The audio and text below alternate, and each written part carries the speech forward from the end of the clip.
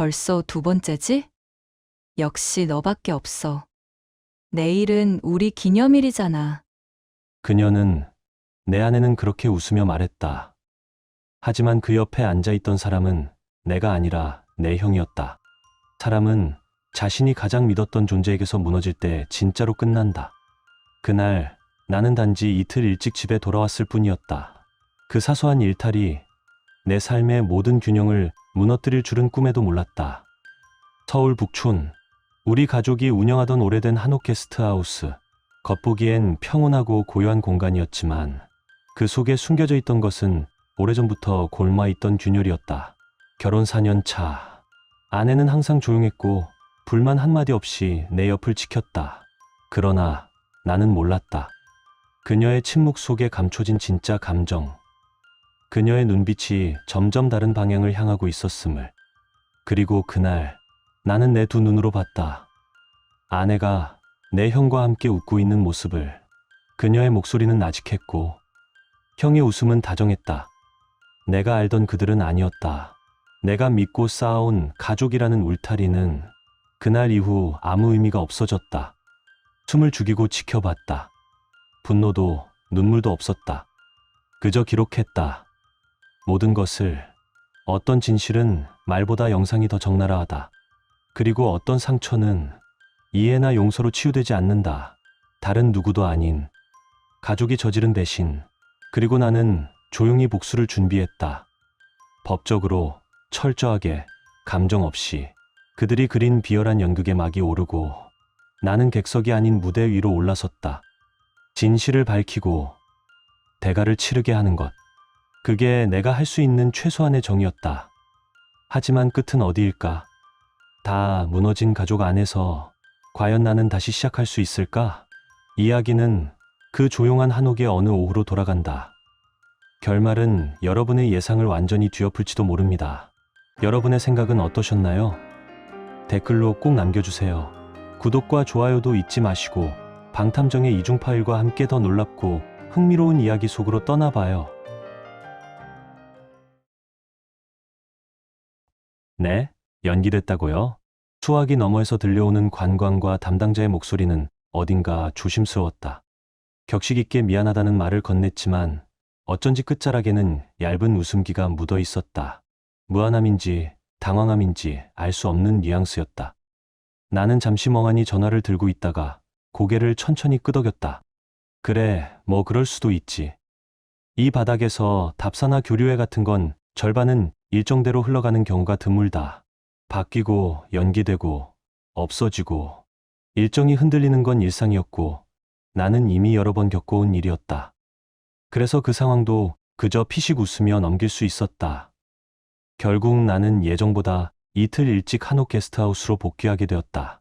오후의 햇살은 부드럽게 내려앉아 있었고 손잡이에 손을 얹은 캐리어는 익숙한 진입로의 자갈 위를 또각또각 울리며 굴러갔다. 아내에게 미리 연락해 돌아온다는 소식을 알릴 수도 있었지만 이상하게도 그 순간은 그렇게 하고 싶지 않았다. 왠지 모르게 그냥 조용히 돌아가서 문을 열고 들어서는 내 모습을 보고 아내가 놀라는 반응을 보고 싶었다. 아주 소소한 장난, 그 작은 생각이 나비 날갯짓처럼 돌이킬 수 없는 폭풍을 몰고 올 거라고는 그때는 전혀 상상조차 못했다. 정문을 열고 들어섰을 때 가장 먼저 느껴진 건 이상한 고요함이었다. 접객장은 말 그대로 텅 비어 있었고 프론트에는 아무도 없었다. 객실 복도에 불도 꺼져 있었고 전체 건물은 마치 숨을 죽인 듯 고요했다. 오늘은 손님 예약이 없는 날인가? 아니면 다 같이 어딘가 외출이라도 한 걸까? 다들 어디 간 거지? 나는 무의식 중에 혼잣말을 뱉었고 신발을 벗으며 온돌복도로 발을 옮겼다. 주방을 지나쳤지만 인기척 하나 느껴지지 않았다. 너무 조용했다. 오히려 기이할 정도로. 점심시간이라 다들 잠깐 휴식 중인가? 아니면 뒷마당에서 공동 작업이라도 하나? 머릿속에서 몇 가지 시나리오를 떠올려봤지만 이 넓은 게스트하우스 전체가 이 시간에 비어 있다는 건 아무리 생각해도 이상했다. 무언가 설명되지 않는 위화감이 공기를 타고 스며들었다. 그렇게 나도 모르게 발걸음은 익숙한 방향으로 향했다. 별채, 단풍채. 한때는 귀빈을 위한 특별실로 쓰였던 공간. 지금은 형이 흡연이나 휴식을 위해 종종 찾는 곳이었다. 아무도 방해하지 않는 고요한 공간. 그리고 지금 어쩐지 그 고요가 유난히 더 묘하게 느껴졌다. 그 순간 문 뒤편에서 무언가 희미하게 들려왔다. 한지 미닫이 문 너머로 스며드는 낮은 남자의 웃음소리. 그리고 이어지는 여성의 목소리. 달콤하게 늘어지는 어조. 느슨하게 풀어진 긴장감. 그 목소리. 낯설지 않았다. 뭐지? 발걸음이 멈췄다.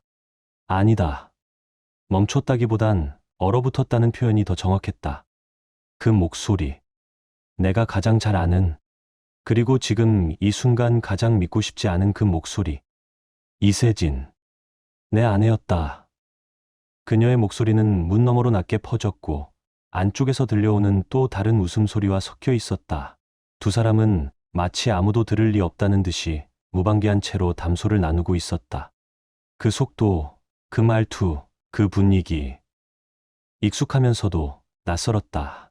아, 그래. 그렇구나. 그런 거였네. 이름도 없는 짧은 대화들이 오갔고 그 안에서 내 마음은 점점 차갑게 굳어갔다. 나는 천천히 스마트폰을 꺼내 들었다. 그리고 손에 익은 조작으로 게스트하우스의 방범 시스템에 접속했다. 이 오래된 한옥은 리모델링 과정에서 내부 보안 장치를 따로 설치해 두었고 손님용과 직원용 카메라는 각각 분리되어 있었다. 단풍채 역시 관리 목적으로 카메라가 한 대 설치돼 있었다. 원래는 손님에 의한 기물, 파손 사건 이후 도입한 예방 장치였고 지금 이 순간 그것은 내 손에 들려있는 유일한 사실의 기록자가 되었다. 앱을 켜고 단풍채를 선택. 카메라가 로그인되자 붉은 점등이 초록빛으로 바뀌었다. 그리고 화면이 켜졌다. 첫 장면은 충격이었다. 바닥엔 아무렇게나 벗어놓은 옷가지들. 그 위로는 얇은 잠옷 차림의 두 사람이 어쩌면 너무도 익숙한 듯 마주보고 있었다.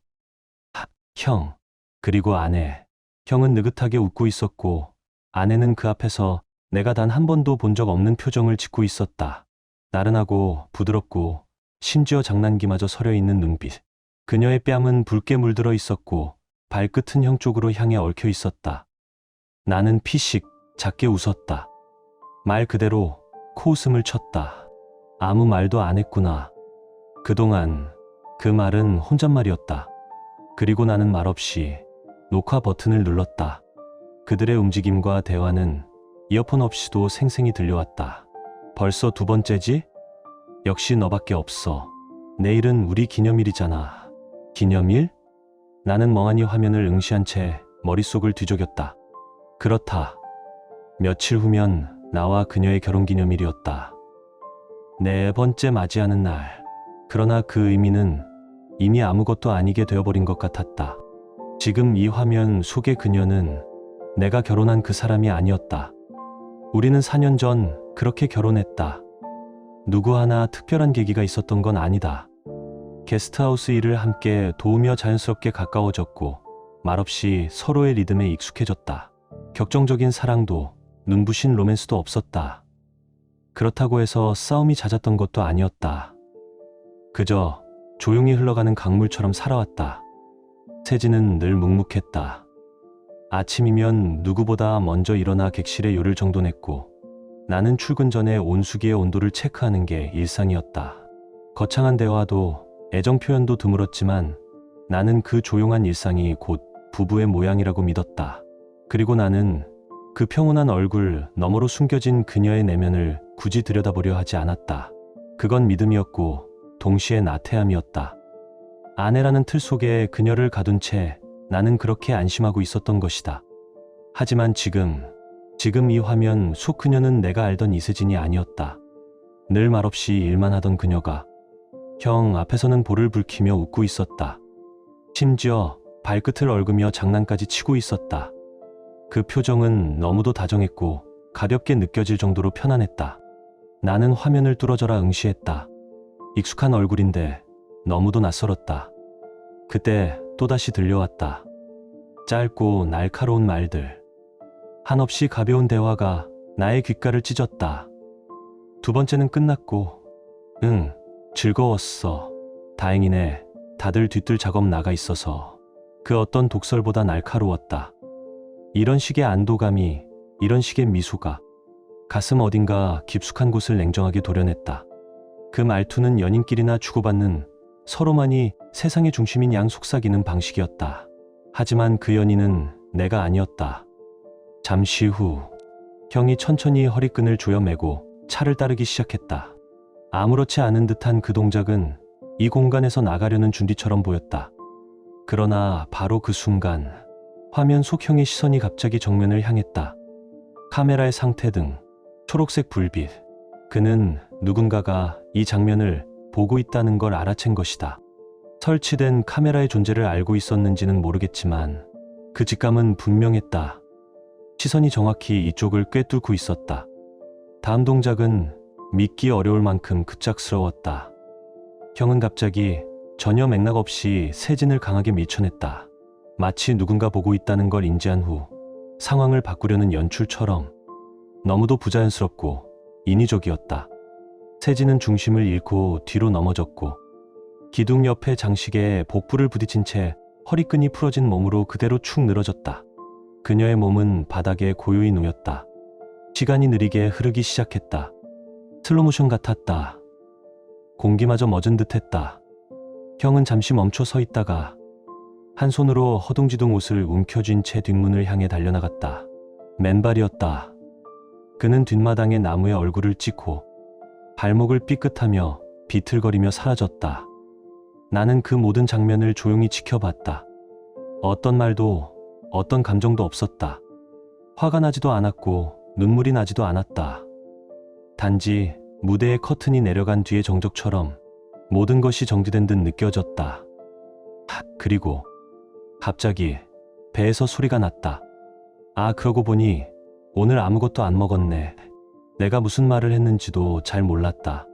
그건 그냥 몸이 내뱉은 소리 같았다. 나는 무의식적으로 주방으로 향했다. 몸은 생각보다 멀쩡했고 머리는 너무 차분했다. 선반 위에서 컵라면 하나를 꺼냈고 주전자에 물을 올렸다. 모든 것이 비현실적인데 이 단순한 행위만이 이상하리만치 현실적으로 느껴졌다. 3분이 지났다. 컵라면 속에 스프를 붓고 젓가락으로 천천히 휘저었다. 물기는 아직 적당히 뜨거웠고 익숙한 손놀림으로 면을 후룩 입에 밀어넣었다. 입안 가득 퍼지는 건 아무런 맛도 없었다. 맵지도 짜지도 심지어 뜨겁지도 않았다. 그저 씹는 감각만이 입 안에 남아있을 뿐이었다. 잠시 후 나는 따뜻한 보리차를 한 잔 따라 한 모금 마셨다. 김이 피어올랐고 그 흐릿한 김 너머로 아까의 장면이 다시금 떠올랐다. 눈앞은 분명 라면 그릇인데 내 머릿속엔 단풍채 속 그녀의 얼굴과 형의 시선이 겹쳐지고 있었다. 김은 천천히 퍼졌다가 사라졌고 기억도 마찬가지였다. 애써 밀어내려고 해도 다시 스며드는 장면. 해가 뉘엿뉘엿 질 무렵 뒤뜰 작업을 마친 직원들이 하나둘 접객장으로 돌아오기 시작했다. 일상적인 소리들이 하나씩 돌아왔고 현장은 평소처럼 분주해졌다. 다녀오셨어요. 몇몇 직원이 인사를 건넸고 나는 조용히 고개를 끄덕였다. 표정도 말투도 달라지지 않았다. 늘 하던 것처럼 자리에 앉았고 평소처럼 예약 대장을 펼쳤다. 단지 내 안에 무언가가 완전히 뒤집혀 있었을 뿐이다. 이미 영상은 모두 저장해뒀고 시간대별로 정리도 끝났다. 정리라는 이름의 준비는 차분하게 조용히 진행되고 있었다. 얼마 지나지 않아 아버지가 접객장으로 들어섰다. 이 게스트하우스를 50년 넘게 지켜온 대다 사장님. 지금은 직접 손님을 응대하진 않지만 하루도 빠짐없이 접객장과 장부를 점검하러 내려오시는 분. 가족이라고 해서 허술함을 용납하지 않는 사람이었다. 나는 자리에서 조용히 일어났고 변함없는 목소리로 말을 꺼냈다. 아버지, 잠시 보고 드릴 게 있습니다. 응? 무슨 일인데? 오늘 예정됐던 출장이 연기돼서 이틀 먼저 복귀했습니다. 그래? 잘 돌아왔다. 짧은 대화. 익숙한 톤. 나는 아버지에게 항상 존댓말을 썼다. 예의라기보단 습관이었고 더 깊게는 생존 본능이었다. 그는 가족을 포함한 누구에게도 관용을 베풀지 않았다. 작은 실수에도 눈빛 하나로 압도할 줄 아는 사람. 목소리의 높낮이 없이도 사람을 얼어붙게 만들 줄 아는 사람이었다. 그런 사람이 내 아버지였다. 그래서였을까? 나는 심장을 조이고 천천히 다음 말을 꺼냈다. 그리고요, 오늘 낮 뒤뜰에서 모두 작업 중이실 때 형이 단풍채에서 제 아내와 부적절한 관계를 가졌습니다. 그리고 그 장면이 들키자 아내를 밀쳐 넘기고 혼자 도망쳤습니다. 도망치다 나무에 얼굴을 찧었고 발목도 삐었습니다. 그 말이 끝나는 순간 공간 전체가 얼어붙었다. 정적. 딱딱하게 굳은 공기 속에서 아버지는 나를 바라보았다. 하하, 뭔 소리야, 너. 눈을 가늘게 뜨며 어딘가 어색한 웃음을 지었다. 한 명의 직원도 민망한 듯 따라 웃으며 말을 거들었다. 또 무슨 이상한 농담을 평소처럼 일하시던 분이 왜 갑자기. 어쩌면 당연한 반응이었다. 나는 늘 무표정하게 묵묵히 일하던 사람이었고, 그런 내가 갑작스레 이런 말을 꺼냈으니 누구도 진지하게 받아들이지 못했다. 아니, 형이 그런 짓을 할 리가 없잖아. 너 원래 그런 농담하던 사람이었나? 아버지는 마치 별일 아닌 듯 말을 흘렸고 그 분위기는 순간적으로 가볍게 흘러가는 듯 보였다. 나는 그 광경을 말없이 바라봤다. 침착하게. 아무도 내 말을 믿지 않아도 괜찮았다. 믿든 말든 그건 중요하지 않았다. 어차피 곧 알게 될 일이었다. 그래서 나는 폭로가 아니라 그저 예고를 한 것이었다. 1시간쯤 흘렀을까? 접객장에 무거운 발소리가 울려 퍼졌다. 형이었다.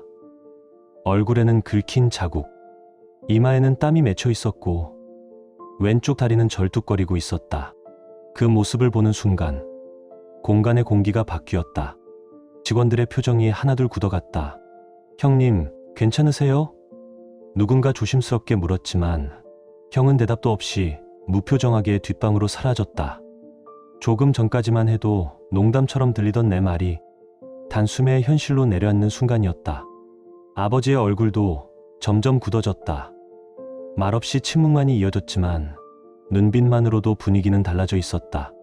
설마해서 진짜야? 로 바뀐 공기. 그 기류는 온몸에 차갑게 닿았다. 그때였다. 접객장 안쪽에서 아버지가 다시 모습을 드러냈다. 묵직한 걸음, 조심스러운 목소리. 야. 나는 고개를 들었다. 아버지의 눈빛이 흔들리고 있었다. 내가 아까 한 말, 그거 농담 아니지? 나는 짧게 단호히 고개를 끄덕였다. 잠시 멈칫한 아버지는 다시 물었다. 그럼 지금 내 아내는 단풍채에 쓰러져 있다는 거냐? 나는 고개를 한 번 더 끄덕였다. 아버지는 한숨처럼 말끝을 뱉었다. 그렇다면 가서 데려와라. 그냥 둘 순 없잖아. 그 말에 나는 조용히 자리에서 일어섰다. 그 어떤 동요도 없이 그저 해야 할 일을 하듯이. 감정이 사라진 몸은 이미 다음 단계로 움직이고 있었다. 마음이 움직인 건 아니었다. 더는 분노도 아니었고 슬픔도 아니었다. 그저 해야 할 일이니까. 지금 이 상황에 내가 해야 할 역할은 분명했고 나는 그에 따라 움직였을 뿐이었다. 책임감이라기보다는 일종의 기계적인 반응에 가까웠다. 내 안의 감정은 이미 한 차례 다 타버렸고 남은 건 텅 빈 채로 움직이는 몸뿐이었다. 나는 온돌복도를 따라 천천히 걸었다. 한 걸음, 또 한 걸음. 머릿속에선 아까 봤던 영상이 자동으로 재생되고 있었다. 카메라 속 그 장면들이 잔상처럼 눈앞을 가렸다. 단풍채 앞에 도착해 미닫이 문을 열었다. 문틈 사이로 스며드는 공기엔 어딘가 알 수 없는 낯선 냄새가 묻어 있었다. 익숙하지 않은 냄새, 무언가 부서진 뒤에 남는 잔해의 냄새 같았다. 방 한가운데 아내가 쓰러져 있었다. 허리끈은 풀어진 채로 흐트러져 있었고 뺨은 붉게 달아올라 있었다. 숨은 쉬고 있었지만 눈은 감겨 있었다. 의식은 없었다. 기둥 옆의 장식에 복부를 부딪힌 걸까? 몸은 부자연스럽게 비틀어진 채 아무런 반응도 없이 멈춰 있었다. 말 그대로 정지된 시간 속의 사람 같았다. 나는 아무 말 없이 다가가 입고 있던 점퍼를 벗어 조용히 그녀의 몸 위에 덮었다. 그 손끝에 따뜻함은 없었다. 차가움도 없었다. 어떤 감정도 실리지 않은 공허한 동작. 이 정도면 됐겠지. 그저 상황에 맞는 최소한의 행동일 뿐이었다. 그녀를 아버지 앞에 데려가는 건 적절하지 않았다. 이건 가족 내부의 문제가 아니라 이제는 분리되어야 할 사안이었다. 나는 휴대폰을 꺼내 119를 눌렀다. 한옥 게스트하우스 내에서 여성이 쓰러졌습니다. 복부에 충격을 받은 듯하고 현재 의식이 없습니다. 간단명료하게 상황을 설명했고 주소를 안내했다. 그 후로 내가 할 수 있는 건 아무것도 없었다. 그저 구급차가 도착하길 조용히 기다릴 뿐이었다. 잠시 후 구급대원이 도착했다. 의료진이 그녀의 상태를 확인한 뒤 동행을 요청했지만 나는 고개를 저었다. 그리고 단호히 말했다. 저는 병원에 가지 않겠습니다. 말끝엔 어떤 망설임도 없었다. 왜냐하면 그럴 이유가 전혀 없었기 때문이다. 쓰러져 있는 그 여자는 분명히 나의 아내였다. 법적으로도 사회적으로도. 하지만 지금의 나는 그녀를 걱정할 자격도 책임도 느끼지 않았다. 오히려 구급차에 실려 멀어지는 그녀를 보며 나는 처음으로 숨이 쉬어지는 느낌을 받았다. 사이렌 소리는 점점 멀어졌고 나는 그 소리를 등진 채 조용히 접객장의 대기실로 돌아왔다. 의자에 몸을 깊숙이 묻고 앉았다. 호흡은 일정했고 손끝도 차분했다. 나는 스마트폰을 꺼냈다. 낮에 촬영된 영상이 그대로 저장되어 있었다. 한참을 망설이다가 다시 처음부터 끝까지 재생했다. 그 장면은 이미 머릿속에 각인되어 있었지만 나는 한 번 더 반복해서 보았다. 기억을 검증하는 과정, 감정을 더 씹히기 위한 것이 아니라 오히려 모든 감정을 지우기 위한 확인이었다. 이건 현실이다. 그 사실을 스스로에게 주입하기 위한 행위였다. 영상 속 형이 웃고 있었다. 그 옆에서 아내가 미소 짓고 있었다. 두 사람의 표정은 너무도 자연스럽고 너무도 익숙해 보였다. 그래서 더 견딜 수 없었다. 나는 조용히 눈을 감았다. 지금쯤 형은 어디에 있을까? 아마도 아버지에게 호되게 혼나고 있겠지. 그건 중요하지 않았다. 나는 천천히 자리를 떠나 접객장을 빠져나와 밤의 어둠 속으로 걸어 들어갔다.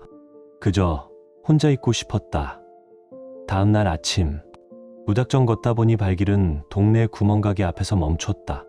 편의점도 아닌 낡은 간판 아래 허름한 그 가게. 나는 별 생각 없이 진열대에서 가장 작은 컵라면 하나를 골랐다. 조용히 물을 붓고 벤치에 앉았다. 어젯밤 아내에게서 여러 번 부재중 전화가 왔다. 카카오톡 메시지도 수십 개가 도착해 있었다. 나는 모두 읽지 않았다. 그녀가 의식을 되찾았다는 뜻이겠지. 그래, 그럼 다행인 거다.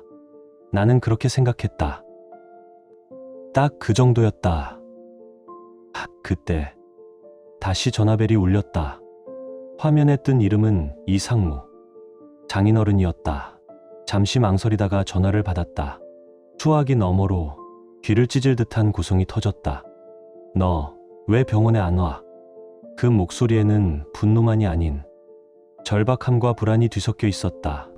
우리 딸, 내 아내는 배 속의 아이를 유산했다. 계속 너한테 연락했잖아. 몇 번이나. 왜 안 받았어? 왜 안 왔어? 말들은 거칠게 쏟아졌고 나는 묵묵히 듣고만 있었다. 그 어떤 해명도 하지 않았다. 할 말도 없었다. 통화는 그렇게 일방적으로 끊겼다. 잠시 뒤 나는 마지못해 병원으로 향했다. 마음이 움직인 건 아니었다. 양심이나 책임감 때문도 아니었다. 그저 이 상황을 어떻게든 마무리 짓기 위해서였다. 피하지 않겠다는 결정이 아니라 처리하겠다는 태도였다. 택시 안. 라디오에서 흘러나오는 개그 프로그램의 웃음소리가 귀에 거슬렸다. 평소라면 무심히 흘려보냈을 소리들이 이상할 정도로 피부에 와닿았다. 세상이 여전히 돌아가고 있다는 사실이 역설적으로 소란스럽게 들렸다. 병원 대기실에 도착했을 땐 장인과 장모가 이미 와 있었다. 장인의 표정은 무너진 채 굳어 있었고 그 눈빛은 내게 고정되어 있었다. 초조함과 분노, 실망과 혼란, 수많은 감정이 뒤섞여 있었다. 도대체 무슨 생각으로 그러는 거야? 장인의 말은 질문이라기보단 분노에 가까웠다. 내 딸은 어젯밤 의식이 혼미한 상태에서도 너한테 몇 번이나 전화를 걸었어. 그런데 너 받지도 않고 죽게 내버려 두려 한 거냐? 지금 당장 병실에 들어가서 딸 좀 안심시키고 와. 그는 감정을 억누르려 했지만 음성엔 날이 서 있었다. 말이 아닌 쏟아지는 칼날 같았다. 나는 아무런 반응 없이 그의 말을 끝까지 들었다. 그리고 한참 후 짧게 물었다. 그래서요, 뱃속에는요? 질문은 담담했지만 그 담백함이 장인의 감정을 더 자극했다. 그의 눈에 분노가 불붙었다. 유산됐어. 나는 고개를 아주 천천히 갸웃하며 한마디를 던졌다. 저희 1년 넘게 부부관계 없었습니다만 말이 끝나자 공기가 얼어붙었다. 장인의 눈썹이 치솟고 입술이 떨렸다. 장모는 입을 막은 채 말을 잃었고 의료진마저 눈을 피하며 조용히 물러섰다. 나는 아주 낮은 목소리로 결정적인 한마디를 더 얹었다. 설마 그 아이가 제 아이라고 생각하셨습니까? 침묵. 아무도 말하지 않았다. 누구도 반박할 수 없었다. 나는 스마트폰을 꺼내 저장된 영상을 재생했다. 이건 어제 저희 게스트하우스 내부 보안 카메라에 찍힌 영상입니다. 몇 초면 충분했다. 영상 속에서 형이 아내를 품에 안고 있었고 아내는 부드러운 눈빛으로 형의 어깨에 기대 웃고 있었다. 장면은 길지 않았다. 하지만 그 짧은 영상은 수많은 말보다 더 많은 것을 말해주고 있었다. 장인의 얼굴이 서서히 창백해져 갔다. 그는 처음엔 눈을 의심했고 곧 입술을 꾹 다물었다. 표정은 무너졌고 손은 떨렸다. 저도 처음엔 믿기지 않았습니다. 나는 그 말 외에는 아무것도 덧붙이지 않았다. 설명도, 감정도, 핑계도 그 어떤 것도 필요 없었다. 영상을 멈추고 휴대폰을 껐다. 정적이 병실을 메웠다. 장인의 입에서 갈라진 목소리가 흘러나왔다. 이게 진짜냐? 분노도, 절망도, 그 어떤 감정도 아닌 말 그대로 무너진 사람의 목소리였다. 나는 차가운 눈으로 그를 바라보며 조용히 말했다. 그래서 못 온 겁니다. 병원에. 지금은요. 그 사람 얼굴 못 보겠네요. 이만 가보겠습니다. 다시 연락드릴게요. 정리해야 할 것도 있으니까요. 말은 간결했지만 그 안엔 모든 결심이 담겨 있었다. 나는 고개를 숙여 인사도 없이 돌아섰고 병원을 나왔다. 게스트하우스로 돌아왔을 땐 기이할 정도로 조용했다. 접객장은 평소처럼 운영되고 있었지만 무언가 달라져 있었다. 직원들과 눈이 마주쳤지만 그들은 곧 시선을 피했다. 누구도 말을 걸지 않았고 누구도 웃지 않았다. 공기가 변해 있었다. 눈에 보이지 않지만 명확하게 느껴지는 변화. 게스트하우스는 마치 아무 일도 없던 듯 꾸준히 굴러가고 있었다. 직원들은 여전히 각자의 자리를 지키고 있었고 손님 응대도 평소처럼 이어지고 있었다. 나도 그 흐름 속으로 스며들듯 자리에 앉았다. 익숙한 손놀림으로 예약 대장을 펼쳤다. 아무 일도 없던 사람처럼. 오후 내선 전화가 울렸다. 디스플레이에 아버지 이름이 떴고 나는 순간 자세를 바로잡았다. 수화기를 들자 낮고 짧은 말이 들렸다. 너한테 손님이 왔다. 자리 비우고 응접실로 와라. 그 말만 남기고 전화는 뚝 끊겼다. 게스트하우스 안쪽 응접실. 아버지는 두 팔을 모은 채 앉아 있었고 그 앞엔 잔뜩 작아진 장인이 고개를 숙이고 있었다.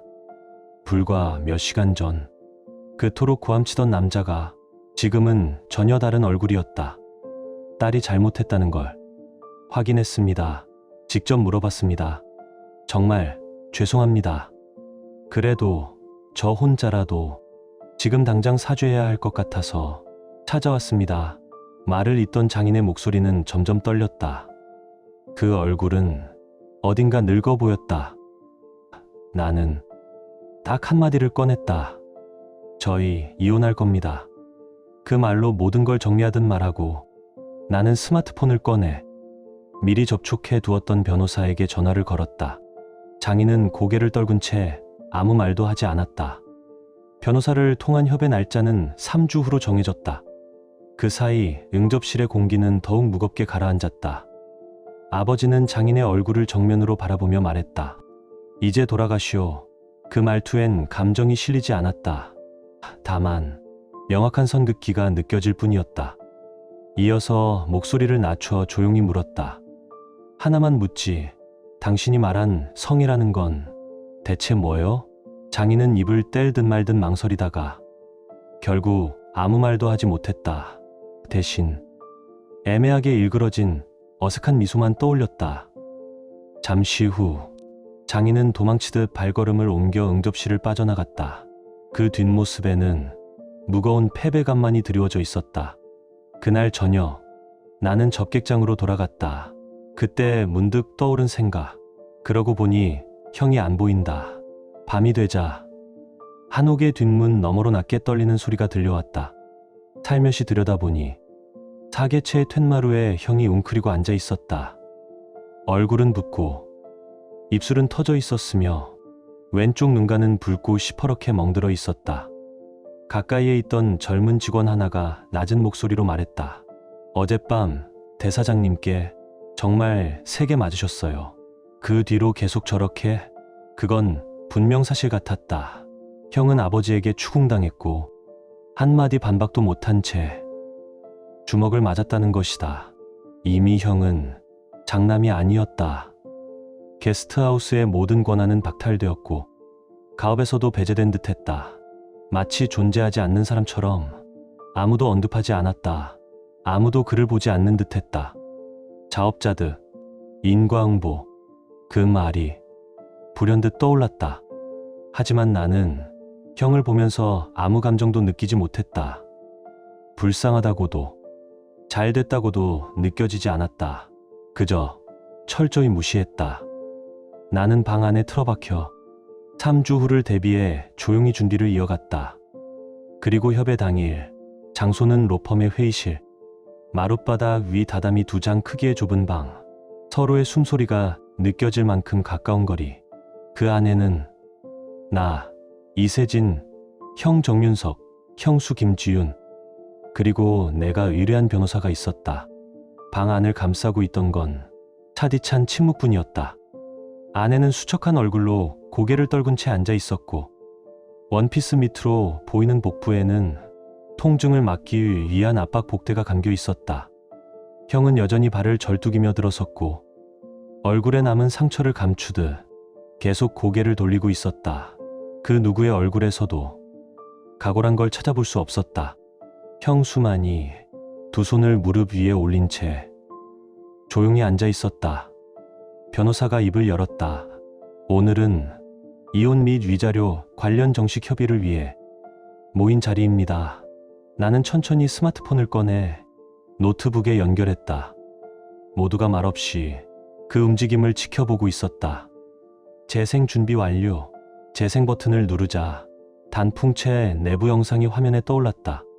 초반은 형과 아내가 나란히 앉아 쉬는 모습, 아내의 나긋한 말투와 웃음. 여기까진 억지로라도 오해라고 우길 수 있을지도 모른다. 그러나 그 공기는 순식간에 깨졌다. 영상 후반부, 형이 갑자기 아내를 밀치고 아내가 기둥에 복부를 부딪히며 쓰러지는 장면. 쿵! 한옥 바닥에 무겁게 울리는 소리. 형은 얼굴을 일그러뜨리며 화면에서 눈을 돌렸다. 아내는 고개를 푹 숙인 채 2손을 꽉 쥐고 있었다. 그 순간 형수 김지윤이 작게 내뱉었다. 쓰레기네. 그 눈엔 배신감, 수치심, 분노. 그 모든 것이 담겨 있었다. 자기 남편이 시동생의 아내와 관계를 맺고 게다가 폭력까지. 영상은 그 장면에서 멈췄다. 방 안엔 깊은 정적이 내려앉았다. 변호사가 말없이 서류를 내밀었다. 이제 이 사실을 바탕으로 정식 협의에 들어가겠습니다. 나는 아무도 비난하지 않았다. 그저 조용히 그들의 얼굴을 차례로 바라봤다. 이건 단지 현실을 보여줬을 뿐이다.